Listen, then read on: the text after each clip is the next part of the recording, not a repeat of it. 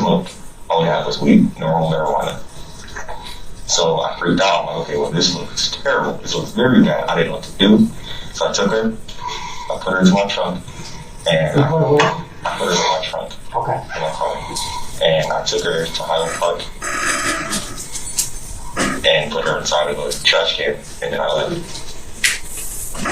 That's 23-year-old Jaylen Brazier calmly telling detectives what he did with his 17-year-old cousin's body. Not how she died, not why he didn't call 911, not why he let her family search for her for 2 weeks while he knew she was in a dumpster, just where he put her. And here's what makes this even more disturbing. For 15 days before this confession, Jaylen Brazier had looked Zion's mother in the eyes and told her he hadn't seen her daughter. He'd hugged her. He'd helped post missing person flyers. He'd told police that Zion was probably at some random man's house because she had a habit of lying about where she was going. The whole time, he knew exactly where she was. But what Jaylen didn't know? His phone had been tracking every move he made that night. The Ring camera across from his house had been recording. And the cadaver dog that would later search his car trunk? That dog doesn't lie. By the time this case went to trial in 2024, prosecutors would present a timeline so precise, so damning, that the jury would deliberate for less than an hour. Not because they had Zion's body, they didn't, but because Jaylen Brazier had left a digital trail that told the truth,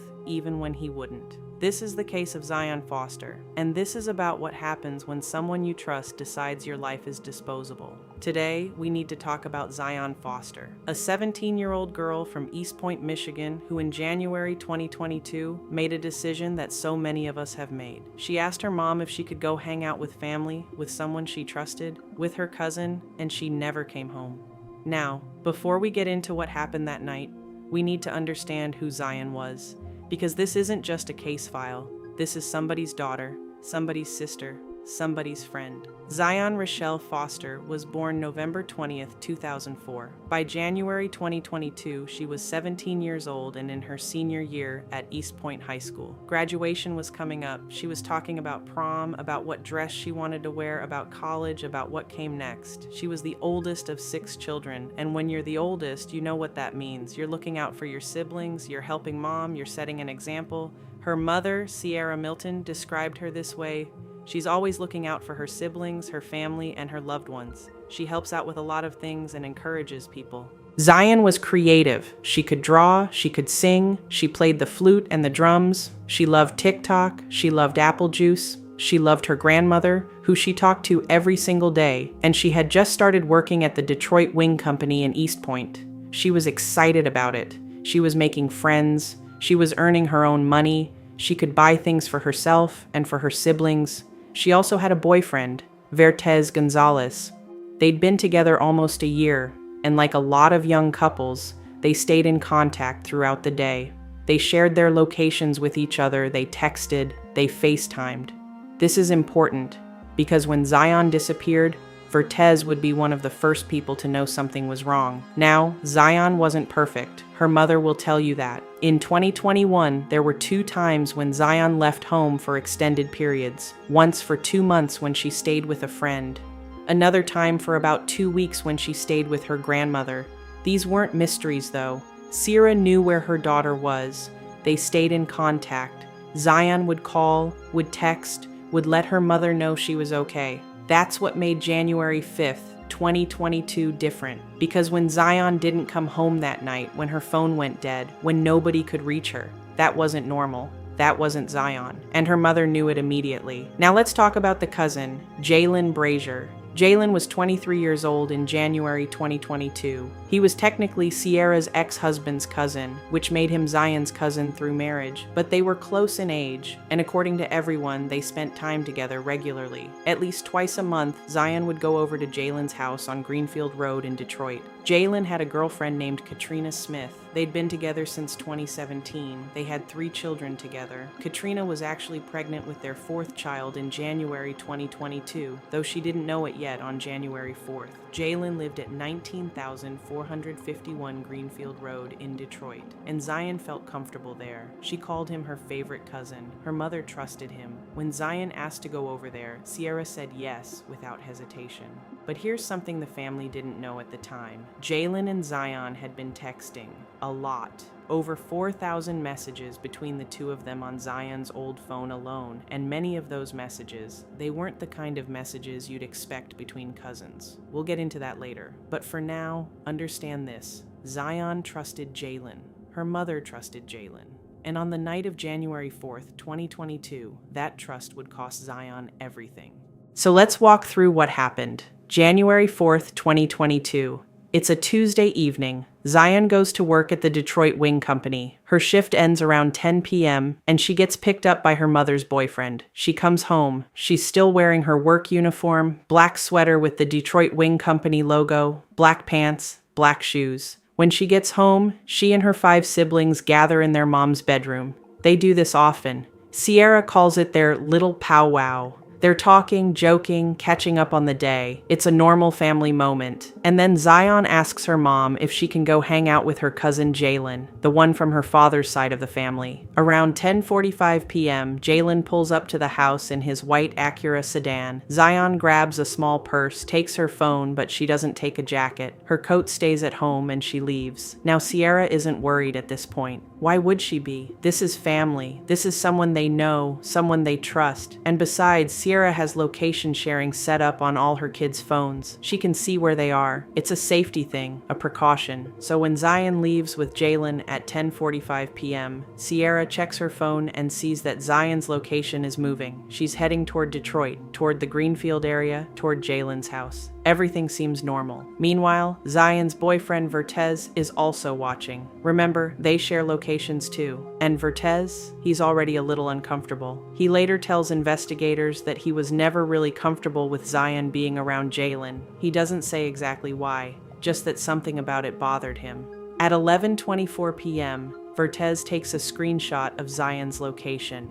It shows her phone at the intersection of Greenfield and Vassar in Detroit, right across the street from Jaylen's house. A few minutes later, at 11:34 p.m., Zion's phone pings from inside or very near Jaylen's residence. And this is where we need to talk about what was happening at Jaylen's house that night, because while all of this is going on, Jaylen's girlfriend, Katrina, she's not home. Katrina works the night shift at a manufacturing plant in Hazel Park. Her shift that night runs from 11 p.m. to 6 a.m. Jaylen had dropped her off at work around 10:30 p.m. So when Zion arrives at Jaylen's house just after 11 p.m., it's just the two of them. Well, and Jaylen's 2 young sons, ages 1 and 2, who are asleep upstairs. Now, we don't know exactly what happened inside that house over the next couple of hours. We'll never know because Zion can't tell us. And Jaylen? His story would change so many times that even he probably doesn't remember what lie he told when, but here's what we do know from the digital evidence.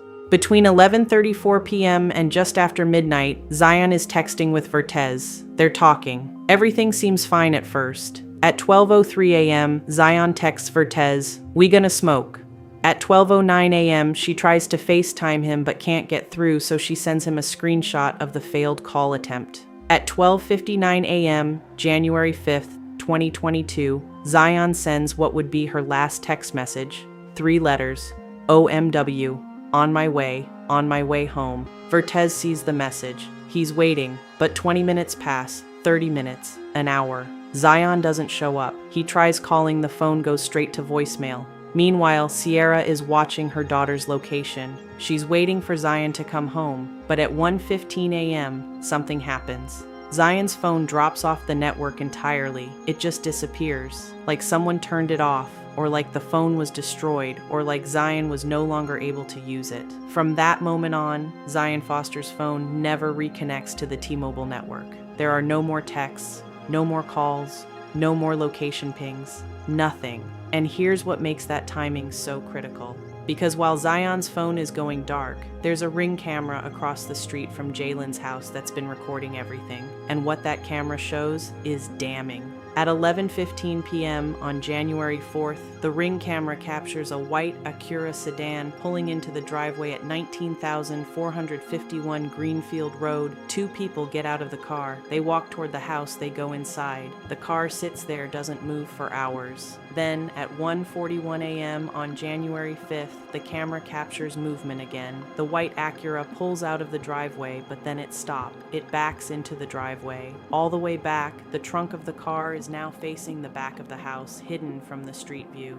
The car sits like that for a few minutes. Then, at 1:48 a.m., the car leaves, pulls out of the driveway, drives away. And this is where Jaylen's phone tells the rest of the story, because cell tower data and Google location history show that at 1:48 a.m., Jaylen's phone is traveling from his house on Greenfield toward an area in Highland Park, specifically toward 26 Beresford Street. At 2:01 a.m., his phone pings from that location in Highland Park. It stays there for several minutes. Then at 2:15 a.m., the phone starts moving again back toward Greenfield. By 2:30 a.m., Jaylen's phone is back at his house. But here's the thing. When that car came back to Jaylen's house at 2:30 a.m., the Ring camera only captured one person getting out. Not two, one. So, it's now the morning of January 5th. 2022, and Zion Foster hasn't come home. Vertez wakes up and realizes he still hasn't heard from her. The last message was at 12:59 a.m., saying she was on her way. That was hours ago. He tries calling straight to voicemail. He tries texting. The messages aren't delivering. At 8:43 a.m., he sends another text. Are you alive? Then another. This is the worst thing ever. Nothing. So Vertez reaches out to Zion's little brother and asks him to check if Zion made it home. The brother checks no, she's not there, nobody's seen her. Now Vertez is really worried, and so is Sierra, because Zion's location, it's been frozen since around 1:15 a.m. The phone is dead or off, and Zion is known for staying in contact. This is not like her at all. Sierra goes to the East Point Police Department and files a missing persons report. The officer takes it down. They say they'll assign a detective, but there's a problem. See, Zion had left home before, twice in 2021, and even though Sierra explained that those times were different, that Zion had stayed in contact, that this was not the same situation, the officers aren't treating it with urgency. One officer told Sierra straight up, the person that's over it now specifically said to us that, I'm gonna be honest with you, we're taking this as she's a runaway.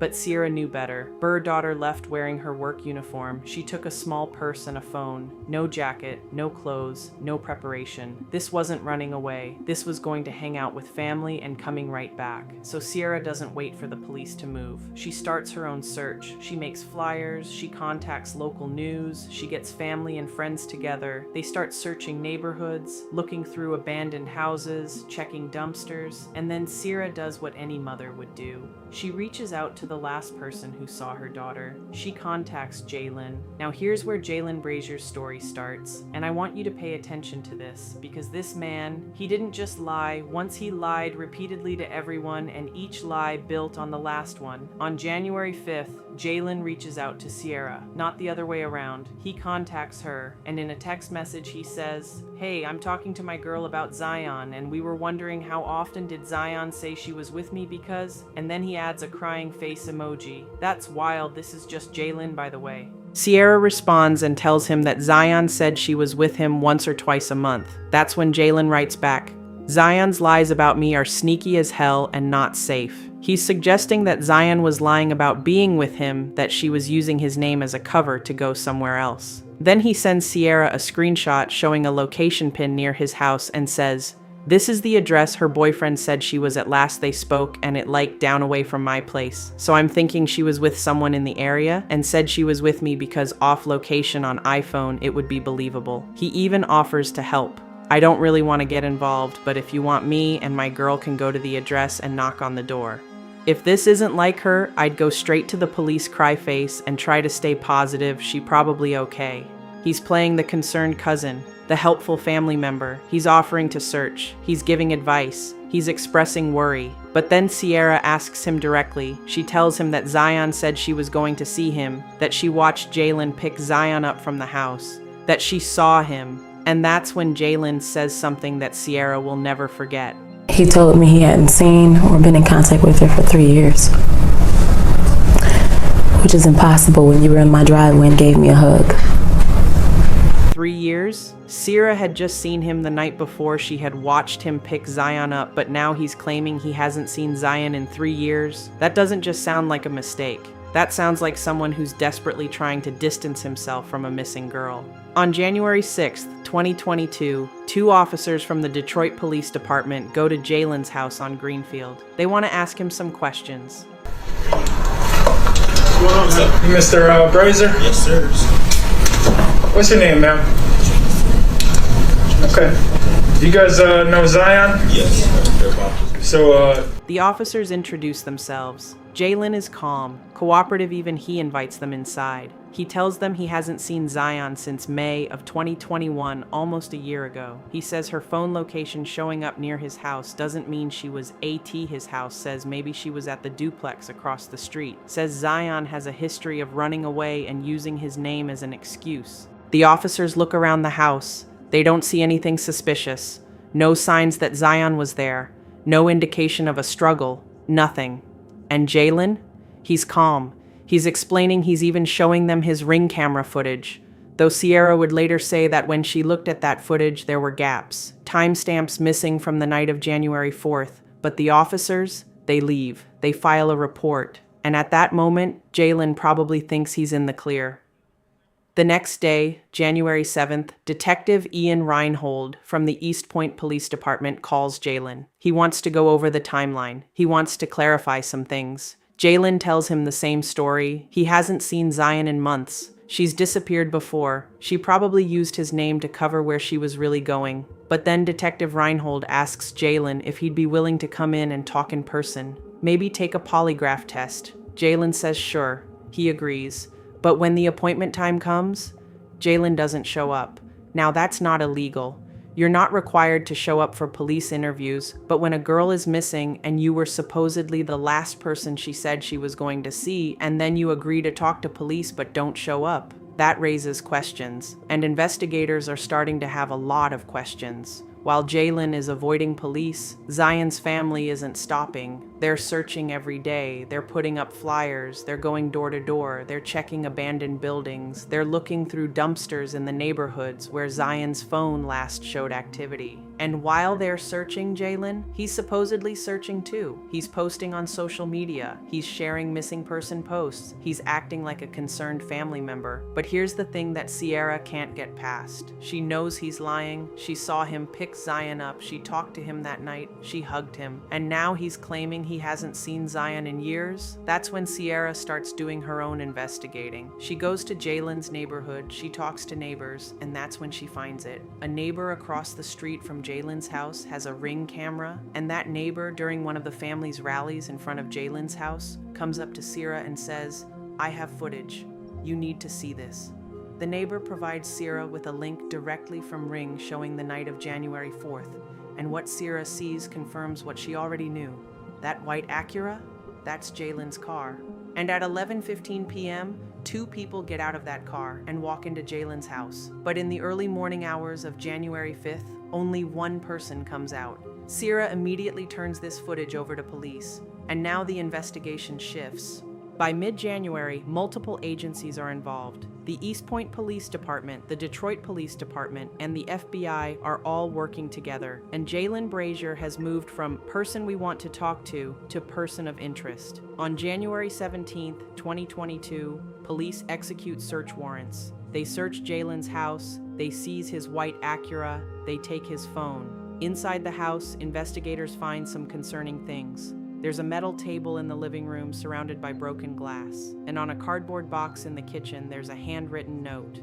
In it, Jaylen writes about his family, his children. He says he hasn't done anything wrong. He says he's sorry he wasn't strong enough to deal with what's happening. It reads like someone who's feeling the pressure. But here's what they don't find. They don't find blood. They don't find evidence of a cleanup. They don't find any obvious signs that something violent happened in that house. The car, though, that's a different story. Investigators bring in a cadaver dog, a dog named Jameson, handled by Sergeant David Yunt from the Michigan State Police K-9 unit. Jameson is trained to detect human remains at various stages: fresh tissue, decomposing tissue, even trace amounts. And when Jameson searches Jaylen's car, he gives a positive indication in the trunk, on the left side, near the floor. Now, Sergeant Yunt will later testify that this means human remains were present in that trunk at some point. Not that there's a body there now, but that decomposing human tissue or blood or bodily fluids were there. And remember, Jaylen is claiming he hasn't seen Zion in months. So why would a cadaver dog alert on human remains in his trunk? But investigators hit another wall. Jaylen's phone. It was factory reset on January 6th, 2022, 2 days after Zion disappeared. Everything that was on that phone before January 6th is gone, wiped clean. Now you can reset your phone. That's not illegal, but the timing is interesting. You report your cousin missing, you talk to police, and then you wipe your phone. What are you trying to hide? On January 19th, 2022, the Detroit Police Department holds a press conference. It's been 15 days since Zion disappeared, and Chief James White addresses the media. He says they're looking for Zion Foster. He says they believe she's in danger, and he says they need to speak with a person of interest, Jaylen Brazier. We would like to know if he has seen her, Chief White says, or if he has any information that could lead to her whereabouts. That press conference airs, and that same evening, Jaylen Brazier shows up at a police station. He's accompanied by a friend who says he's a lawyer. Though that lawyer, he'll sit there eating 2 bags of chips during the interrogation. But we'll get to that. Jaylen sits down with detectives, and for the first time, he tells them a different story. You guys mix up your weed, you roll up, you guys start smoking, you're just watching TV, just chilling? Yeah, she's telling me about how her mom, their relationship's a lot better than it was the last time she talked to us.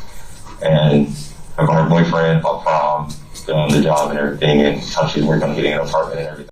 Now, you guys are just chilling, and that's all of a sudden she just blanks out like that? When I got up to go get me something to drink, Yeah. I came back and she was saying she was tired and everything, and she laid her head back. So, okay, I'm let you go to sleep for a bit, whatever. Okay. And then about 15 to 20 minutes after that, I was like, okay, are you good? You ready to go home? And she wasn't responding or any of that. Her heartbeat was getting very, very faint, and her breathing was like non-existent. So, and mind you, all I smoked, all we had was weed, normal marijuana. So I freaked out. I'm like, okay, well, this looks terrible. This looks very bad. I didn't know what to do. So I took her, I put her into my trunk, and I put her in my trunk. Okay. In my car. And I took her to Highland Park and put her inside of a trash can, and then I left.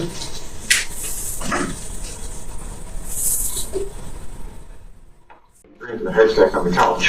If she's still alive at that point, he should probably just hide or whatever, from, leave. But, and then you start shaking her. She doesn't wake up. You check her pulse, you said, and you can see she's not breathing, not like that. So at that point, what are you doing? Freaking out. Okay, so you're freaking out. And this whole time you've been home. At that point in time, we thought she was definitely dead. Yeah.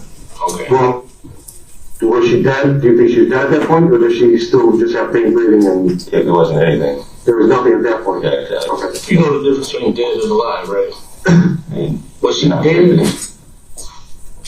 She wasn't breathing, so I assumed that was that her heartbeat was like, I couldn't read a heartbeat, couldn't feel a heartbeat or anything. So I would say she was dead, definitely. Okay. I want to have you show us the dumpster, Definitely.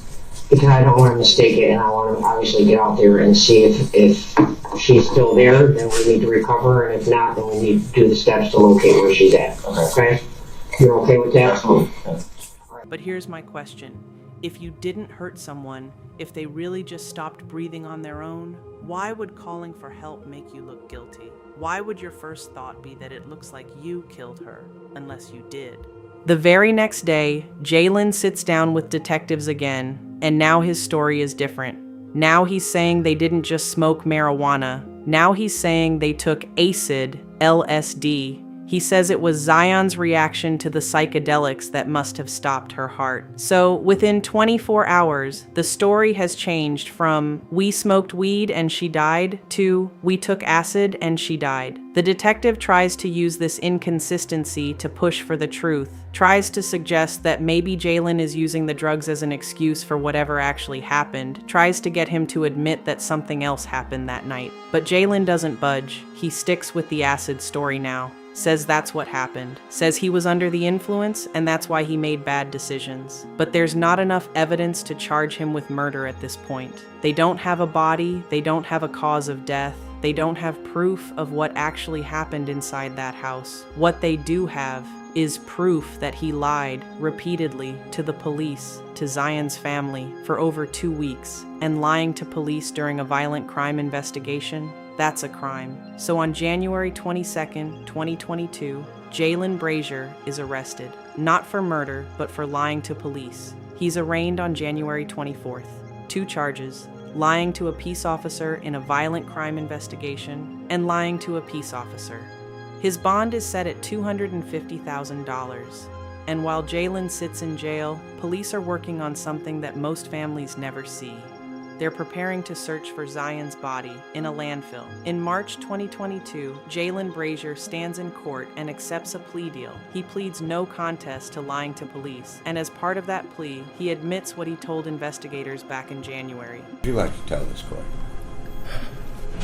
One, I did turn myself in. Yes, I lied, but I was not in the right state of mind. There was no way for me to prepare for a situation like that. I was scared. I'm not totally clear on the situation. And the report is rather sketchy with respect to the situation. And I will fill Your Honor in on some of those details. I appreciate it. But what the report suggests is that you had contact with the individual.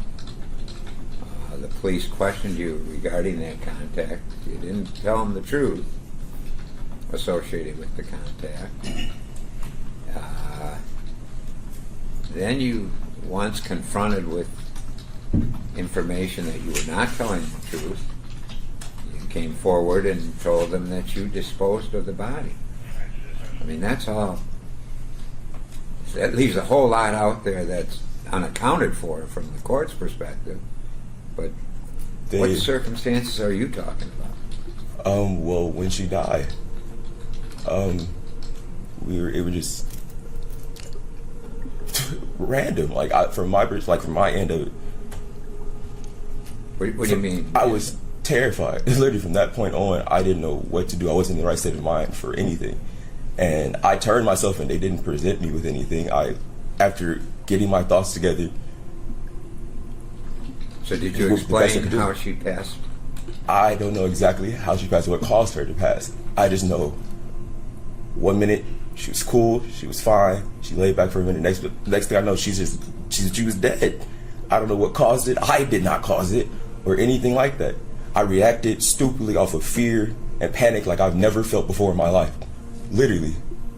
Well, I mean, people are sitting around and somebody just passes. I mean, did you think about calling 911 or something like that? No, not at the time. We were smoking. We were on marijuana as well, so my mental state wasn't in any logical spectrum. I was just immediately just terrified. That's the only words I can use to describe the moment. Are you telling me that you're stoned, she's stoned, you think she dies, and then you dispose of the body? Just like that? That was your choice? I sat for a minute and I didn't know what to do. I was like, I just did not know what to do. It's like...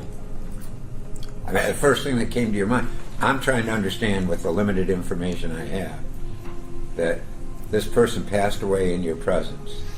And your first thought is, well, I gotta get My rid first of the body. thought was how bad it looked to start with. It's like, how do I explain what happened? I don't know why she died or what it caused her to die. And just a lot of possibility just popped in my head, and I was just reacting off of just innate fear. I don't know. Literally, I don't do anything. I just didn't know what to do. Literally, I literally did not know what to do. I sat for at least 10 minutes sitting there. What do I do? Who do I call? My kids are upstairs. We just got into this place after struggling for 2 years to get it, and everything is falling down. I won't have any conversation in this court. And I wish I could take it back. I would have called the ambulance, called her mom, because her mom's so sweet. Her mom is so sweet. And I just know.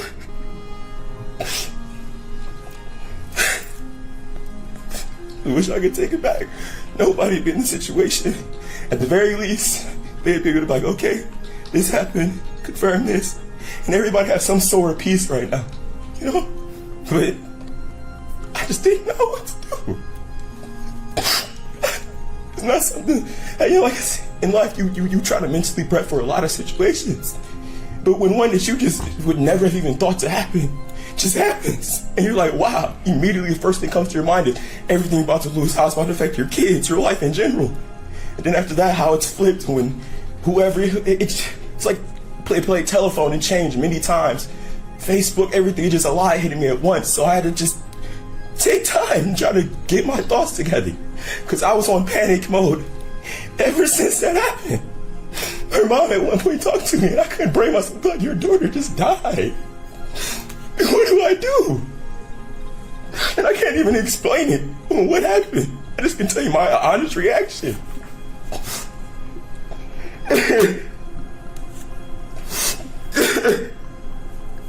He maintains that he didn't cause her death, that he just panicked and made a terrible decision. The judge, Macomb County Judge Edward Servito, is not sympathetic. He says to Jaylen, "Are you telling me that you're stoned, she's stoned, you think she dies, and then you dispose of the body? Just like that, that was your choice?"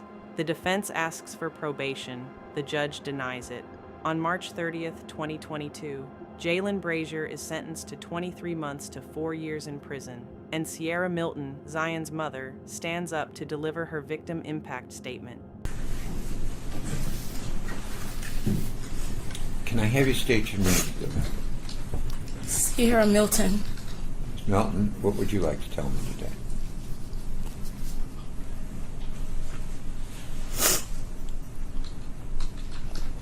Zion. She just turned 17 in November.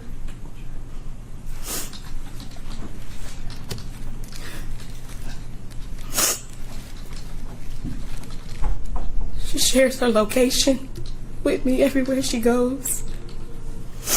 She asks if she can go wherever I would allow her to go. There are yeses and there are nos, because as a parent, you want to protect your babies. I have 6 kids. Zion is my oldest. All of my children look up to her. We were supposed to be planning her prom, her dress and colors. I'm still getting emails from the school right now for graduation pictures and just graduation.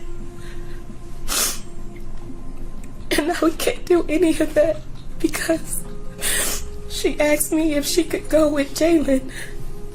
And I said yes, because I trust him. And I thought he would be responsible. But the fact is that it seems to me like he was hiding. He didn't pull up in my driveway. He pulled up in my neighbor's driveway. And he's pulled up in my driveway before. We've given each other a hug. I've spoken to him. He came that night and he picked my baby up by pulling into my neighbor's driveway and then parking in the front of my other neighbor's driveway. He called me. I didn't call him. He called me on the 5th when my baby didn't come home. He called me to say, I don't know why Zion would lie and put me into this. I haven't seen her in years. I haven't seen her in months. And I'm like, what? It wasn't too long ago that I saw you. And even knowing that my baby has been in contact with him, I kept going to his house. I just wanted him to tell me the truth. I stayed up for nights, for days, panicking and being so fearful. God, please don't let my baby be dead. Please, God, don't let my baby be just thrown away like she's nothing. These are the things that I prayed. I I was fasting, my children not getting sleep, not eating, can't go to work. I'm a single parent. Everything that I do is for my children. Every ounce of money and time or whatever and energy is for them. It's to make sure that they're good. It's to make sure that they're surrounded by people that love them and protect them. And so yes, Zion, you can go with your cousin who you have in your phone as Favo because he's your favorite on that side of the family. And to say you panicked, then why didn't you think about my baby? What if you were so high you didn't know she was alive and you just threw her in a dumpster in the cold without a coat? And if that's the case, that means that my baby was crushed in the process of how trash is taken and picked up and placed in a landfill where she will never be found. I will never know. I will never know. I won't get to see my baby again.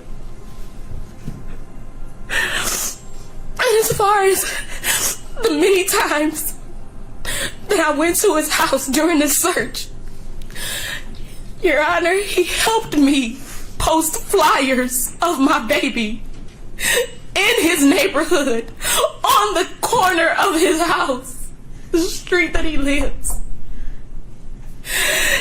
He told me, along with his mother, I would not lie to you.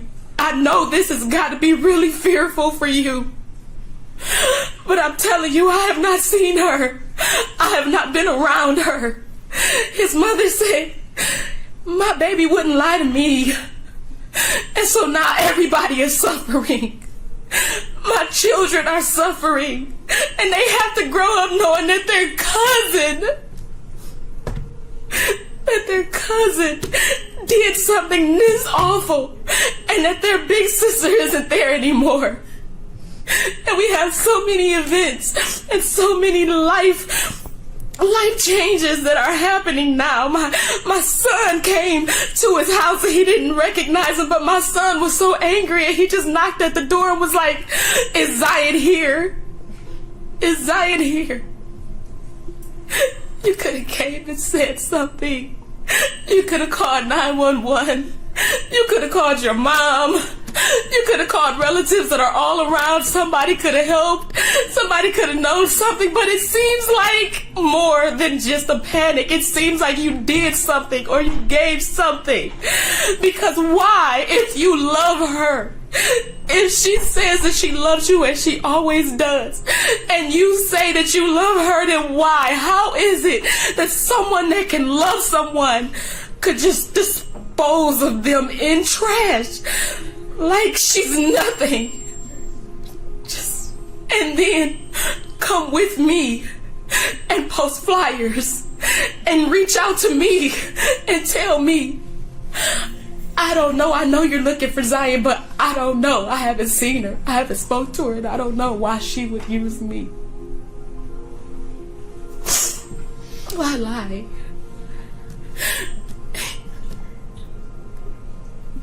This is something that can't be repaired. She cannot be replaced. This cannot be rectified. And we will never have closure.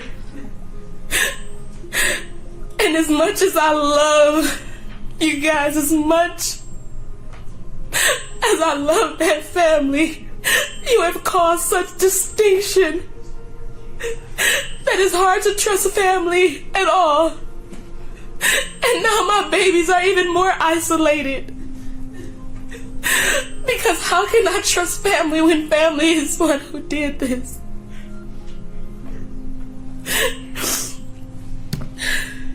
I will never forgive you, Jaylen.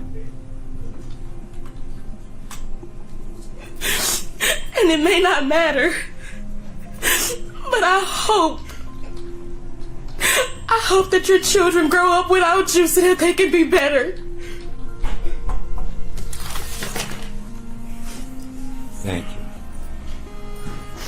Judge Servito tells Jaylen, I cannot do anything to remedy what occurred. I am so sorry for what has happened to you, he says to Sierra. Then he turns to Jaylen, but you need to be punished. Your failure to be honest and truthful in preventing, I don't know, maybe preventing certain further pain and suffering from the family requires punishment. 23 months to 4 years for lying about where you put your cousin's body, that was the sentence. I cannot do anything to remedy what occurred. I am so sorry for what has happened to you. But you need to be punished. As I indicate before each sentencing, it is the obligation of this court in imposing sentence to consider punishment, rehabilitation, the need to protect society, and deterrence from civil offenses. Your failure to be honest and truthful in preventing, I don't know, maybe preventing certainly further pain and suffering from the family, requires punishment.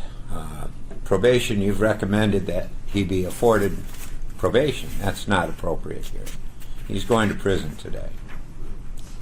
And the prison sentence here hardly reflects the injury that you've accomplished. The guidelines are appropriate, however, under these circumstances, and the court will stay within the guidelines. And I am only considering the facts that are known and presented to this court and are not in dispute. Other matters that have been brought to this court's attention for which there is no basis and would require a hearing are not considered by this court. Therefore, it is the sentence of this court that Mr. Brazier, you be remanded to the custody of the Michigan Department of Corrections for a period of 23 months to 4 years on count 1, and on count 2, what's his credit? 66. On count 2, 66 days. And credit for 66 days. He's got a total of $136 state court cost, $130 crime victim right assessment, $250 circuit court cost. And Mr. Doty, your attorney fee is $925. $975. You're entitled to appellate review of your conviction and sentence in this matter by way of application for leave to appeal. If you're financially unable to afford an attorney, the court will appoint an attorney to represent you. You have 6 months from date of sentencing to request a court-appointed attorney. You're being handed a form you should use if you want the court to appoint you an attorney. Do you acknowledge receipt of the form? My client has received and signed the form, Your Honor. Bond is canceled. There's no motion. That concludes it. I wish you the best, and you have to be strong for you and your family. You have been, and I know you have been, and nobody can fully appreciate what you've endured. I wish you the best. Thank you, Judge. All set, Judge? All set. But while Jaylen is in prison, Detroit police are launching something unprecedented, Operation Zion. In May 2022, Detroit Police Chief stands in front of the Pine Tree Acres landfill in Lenox Township, Macomb County. Behind him, you can see the massive expanse of trash, mountains of it, and he's announcing something that rarely happens in criminal investigations. They're going to search this landfill for Zion Foster's remains. See, investigators had traced the route of the garbage trucks that service the Highland Park area where Jaylen said he dumped Zion. They identified which company picks up from those dumpsters, they figured out where that trash gets taken, and they narrowed it down to a specific section of this landfill. Police believe Zion's body is somewhere between 75 and 100 feet below the surface, buried under months of trash from all over the Detroit area. The search operation is massive. Over 70 first responders volunteer for this. Detroit Police, Detroit Fire, Michigan State Police, FBI, Wayne State Police, East Point Police, Lenox Township Police, sheriff's offices from Macomb and Washtenaw counties, and the Michigan Attorney General's office. They build a road into the landfill just to reach the search area. They section off a 100 by 100 foot area. They bring in heavy machinery. They set up decontamination stations because the hazards in a landfill are real. Toxic chemicals, biohazards, sharp objects. And they do something else too. They post pictures of Zion Foster all around the worksite because Sergeant Shannon Jones, who handles missing persons cases for Detroit PD, says, "Sometimes when you see a face, when you're feeling tired, that can give you an extra burst of energy." These volunteers work in 90-degree heat wearing full hazmat suits. They're digging through trash that's been rotting for months. They're sifting through layer after layer, looking for anything. Piece of clothing, bone, tissue, anything. The Detroit Public Safety Foundation helps fund the operation. They provide meals, protective gear, equipment. The estimated cost? Over $350,000. And what keeps them going? They find small signs they're in the right area. They find mail with Detroit addresses. They find recalled ham products that were dumped around the time of Zion's disappearance. They find enough to believe they're searching in the right spot. But weeks turn into months. May becomes June, June becomes July, July becomes August, August becomes September, and Zion's body is never found. In October 2022, after 5 months of searching, Detroit police announced they're calling off the search. For Sierra Milton, this is devastating, not just because they didn't find Zion, but because of what it means. "To know that my baby has to be recovered from trash," she says. "It's just so much." She can't bury her daughter. She can't say goodbye properly. She can't even visit a grave. And her other 5 children? They're struggling. They've been hospitalized. They've had thoughts of harming themselves. They've been put on medication. The family Jaylen Brazier destroyed doesn't just include Zion. It includes everyone who loved her. And then, in January 2023, something happens that makes a lot of people angry. Jaylen Brazier is released from prison. Remember, he was sentenced to 23 months to 4 years. He'd been in custody since January 2022, but he only served 10 months. How? He completed a 90-day special alternative incarceration program, basically a boot camp program that's designed to change negative behavior. Inmates who complete it are automatically eligible for parole. So Jaylen Brazier, the man who admitted to putting his 17-year-old cousin's body in a dumpster, who lied to her family for 2 weeks while they searched for her, who let police spend 5 months digging through a landfill looking for her remains, serves 10 months and walks free. Why is this man free? What? I can admit to this and still be let free. Prosecutors never stopped building the case, even while Jaylen was in prison, even after he got out. They were still working, because they believed they had enough to charge him with murder even without a body. On June 13th, 2023, more than a year after Jaylen was released, Wayne County Prosecutor Kim Worthy announces that Jaylen Brazier has been charged with first-degree murder and tampering with evidence in the death of Zion Foster. Audio or video here, the charge is later reduced to second-degree murder. But Jaylen is arrested, and this time there's no bond. He's held without bond pending trial. And as the case moves toward trial, more evidence comes out. Evidence that completely changes how people understand this case. Remember how I said Jaylen and Zion had over 4,000 text messages between them? Well, during the investigation, police recovered Zion's old phone, the one she had before January 2022. And when investigators went through those messages, they found a pattern that was deeply disturbing. In December 2020, Jaylen and Zion had a conversation about Zion needing Plan B, the emergency contraceptive. The next day, December 28th, Zion texts him, "It came today." She's talking about her period. In March 2021, Jaylen tells Zion he's about to be single. He uses inappropriate language to explain why. Many of the texts between them are inappropriate. Jaylen is sending personal images, he's using suggestive language, he's telling her she's beautiful and smart, but he's also engaging in inappropriate conversations with a minor. In May 2021, Jaylen sends a message saying that his family is talking about whether he and Zion might be in an inappropriate relationship. Both of them push back against that idea in the texts. But also in May 2021, Jaylen offers Zion a place to stay in his basement on Greenfield. On May 26, 2021, Jaylen tells Zion, Have your friend delete all of her conversations about what's going on. What's going on? The messages don't say, but the implication is clear. There's something happening that needs to be kept secret. In December 2021, Jaylen talks about getting into substances. This is just weeks before Zion's death. The final message from Zion came on December 31st, 2021. Happy New Year. When prosecutors review these messages, their theory of the case becomes clear. Assistant Prosecutor Ryan Elsey would later tell the jury, "This tells you what's on his mind about Zion Foster." Only two people who can say exactly what happened inside of the house that night. One of them is Zion, and she is gone. The other is the defendant, and you will hear that nearly every time he spoke about what happened, his story changed. And although he got rid of Zion's body, you will see that he left behind a trail of digital evidence that is damning and will show you that the circumstances all lead to one and only one explanation for why Zion left his house in the trunk of his car that night, and that's because he murdered her.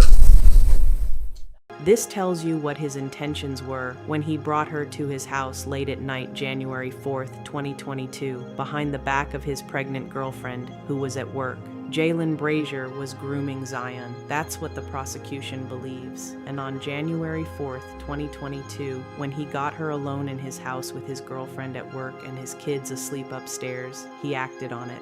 And then there are the Google searches. Remember how Jaylen Factory reset his phone on January 6th, 2022? Well, investigators were still able to recover data from his Google account, and what they found shows a man who knew he was in trouble. On January 6th, 2022, 2 days after Zion disappeared, Jaylen searches, "What is the force of a garbage truck compactor? And are garbage trucks also compactors?" He's trying to figure out what happened to Zion's body after he threw it in that dumpster. In August 2023, Jaylen appears for a preliminary hearing. This is where a judge decides if there's enough evidence to send the case to trial. Over 2 days, prosecutors call witnesses. They present the ring camera footage, they present the cell phone data, they present the cadaver dog evidence, they present the text messages. Zion's mother testifies, Jaylen's girlfriend Katrina testifies, Vertez Gonzalez testifies. On May 6th, 2024, more than 2 years after Zion disappeared, jury selection begins. By May 7th, the trial is underway. The prosecution calls 32 witnesses. They present the timeline. They present the phone data. They present the surveillance footage. They present the text messages. They present the Google searches. They present recordings of Jaylen's jail calls where he asked Katrina to look up the positives and negatives of recanting a statement in a criminal case. They present evidence that Katrina noticed a deep scratch on Jaylen's collarbone when she picked him up from work in the early morning hours of January 5th. When she asked about it, he said the cat scratched him, but Katrina would later tell investigators that the cat had never scratched anyone that badly before. And they present Jaylen's own changing stories. First, he hadn't seen Zion in years. Then he had seen her, but she died from marijuana. Then she died from acid. Then actually it was just marijuana again. The defense calls 0 witnesses. They argue that there's no proof Jaylen caused Zion's death. They point to Vertez's testimony that Zion had mentioned having a history of seizures. They argue that maybe she died from a seizure and Jaylen just panicked. But here's what the defense can't explain. They can't explain why someone who's innocent would lie for 2 weeks. They can't explain why someone would dispose of a body instead of calling for help. They can't explain the Google searches about garbage compactors. They can't explain 4,000 sexually explicit text messages. They can't explain why Jaylen wiped his phone. They can't explain the scratch on his collarbone. On May 16th, 2024, after both sides present closing arguments, the case goes to the jury, and 30 minutes later, the jury comes back. As to count 1, how do you find it? Guilty. As to count 2, how do you find it? Guilty. Now, ladies and gentlemen, please raise your right hand. Guilty on both counts, second-degree murder and tampering with evidence. 30 minutes. That's how long it took 12 people to decide that Jaylen Brazier killed Zion Foster. Outside the courthouse, Zion's mother, Sierra Milton, speaks to reporters. And it was just so matter of fact. I was so happy they saw. She was loved. She is loved. She was fought for, and this is the result. So I'm happy that in the end, this is justice.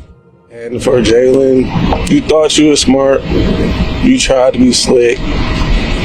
The people saw you for what you are. You ain't. On June 3rd, 2024, Jaylen Brazier stands before Wayne County Circuit Judge Donald Knapp for sentencing. The guidelines recommend 18 to 31 years for second-degree murder, but Assistant Prosecutor Ryan Elsay asks the judge to go above the guidelines. He calls Jaylen a dangerous and manipulative individual. Sierra Milton addresses the court via Zoom. She's moved out of the area with her remaining children because of the trauma this case has caused. Jaylen speaks too. He says, I know that the picture's already painted, of course, and so she gets it. Having it in her head, it is what it is, you do what you do. But Zion was not in any way violent. That wasn't hurt at all. And they said that I never wanted to apologize, but I never tried to apologize. That's not true. What I say is I know that my apologies were nothing because you can't change her. But what I did. But Judge Knapp isn't buying it. He remains largely unable to accept responsibility for his undisputable behavior, Judge Knapp says. He told the probation officer who wrote the pre-sentence investigation, "I didn't murder her, but the jury found me guilty." This shows he's incapable of accepting responsibility for the suffering he's caused Zion Foster's family. Judge Knapp says Jaylen took advantage of Zion's youth and naivety, and when she became a liability, he disposed of her in a heartless manner. The judge says it's unlikely Jaylen can be rehabilitated. Then he announces the sentence: 38 to 90 years for second-degree murder, 5 to 10 years for tampering with evidence, to be served consecutively.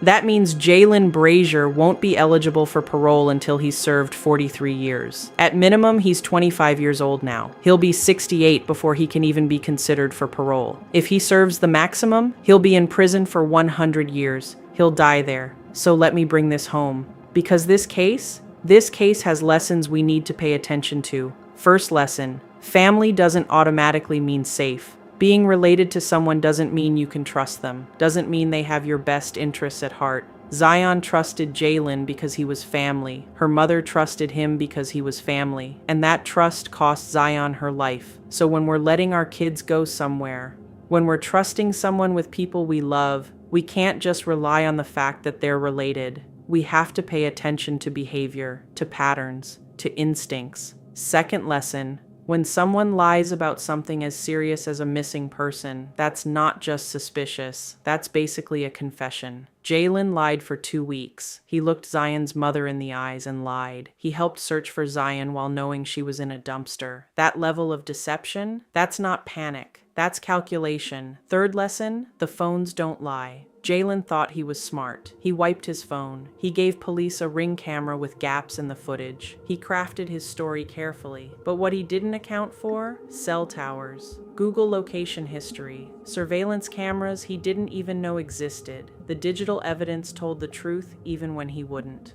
Fourth lesson: when someone you love goes missing, don't wait for police to take it seriously. Sierra Milton didn't wait. She made flyers, she contacted the media, she searched neighborhoods, she got the community involved, and because she fought so hard, because she never stopped, Jaylen Brazier is in prison right now. And the final lesson, the hardest one, sometimes justice doesn't bring closure. Zion's body was never found. Her family can't visit a grave. They can't say goodbye the way they deserve to. And that's something they'll carry for the rest of their lives. But they got a verdict. They got a sentence. They got a jury that looked at the evidence and said, "We believe you. We see what happened and the person responsible is going to pay." Zion Foster was 17 years old when she lost her life. She was an artist, a musician, a daughter, a sister, a friend. She loved TikTok and apple juice. She talked to her grandmother every day. She worked hard at her job so she could buy things for her siblings. She was the oldest of 6 children, and she took that role seriously. She looked out for her family. She encouraged people. She helped out. And on January 4th, 2022, she made a decision that so many of us have made. She asked her mom if she could go hang out with family, with someone she trusted, and she never came home. But her name won't be forgotten. Her story matters. And because her mother refused to stop fighting, because investigators refused to give up, because a community came together and demanded justice, Jaylen Brazier will spend the rest of his life in prison. Zion Foster deserved better than what happened to her. Her family deserves better than not being able to lay her to rest properly. But at least now they have this. The truth is on the record, the lies have been exposed, and the person responsible is exactly where he belongs. Rest in peace, Zion Foster.